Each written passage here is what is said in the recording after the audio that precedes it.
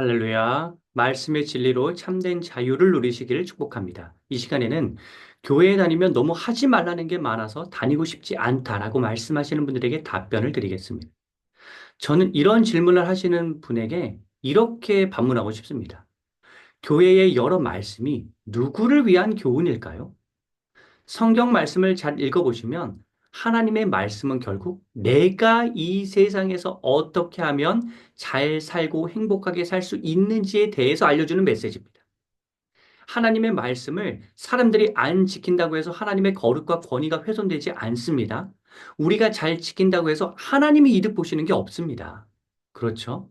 그렇다면 하나님의 교훈은 우리의 진정한 아버지이신 하나님께서 나를 사랑하시기 때문에 내가 잘 되기를 바라시기 때문에 주시는 말씀이라는 사실을 먼저 아셔야 합니다. 예를 좀 몇 가지 들어보겠습니다. 우리가 건강해지기 위해서는 식단 조절을 잘해야 합니다. 우리의 몸을 망가뜨리는 해로운 음식이 당겨도 참아야 합니다. 운동을 충분히 해야 합니다. 귀찮더라도 운동해야 합니다. 이를 잘 닦아야 합니다. 이 닦기 성가시더라도 잘 닦아야 나중에 더 큰 고생을 안 합니다. 이처럼 싫더라도 해야 건강이 유지된다는 건 너무나 당연합니다. 그런데 어리석은 사람은 이렇게 말하겠죠. 그냥 마음대로 먹으면 안 되나요? 운동 중요한 건 알지만 지금 엄청 바쁜데 운동은 나중에 할게요.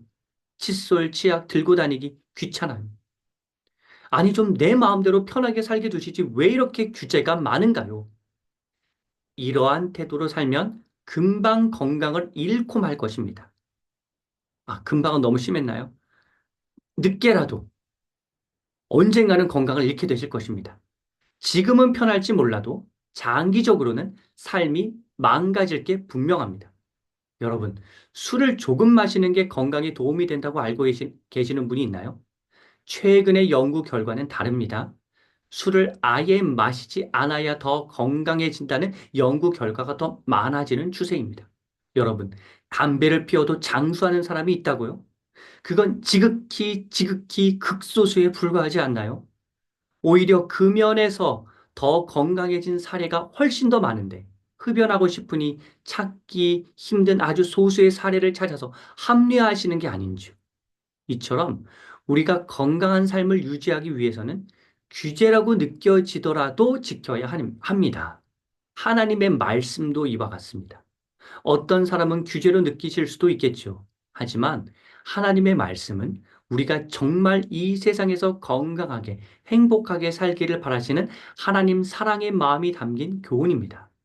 제 아들이 7살이고 딸이 14개월인데 제 아들이 자기 여동생 위험한 곳에 손을 대려고 하니 막았고 딸은 제지당하니 울기 시작했는데 제 아들이 동생 아윤이에게 상냥하게 이렇게 말하더라고요.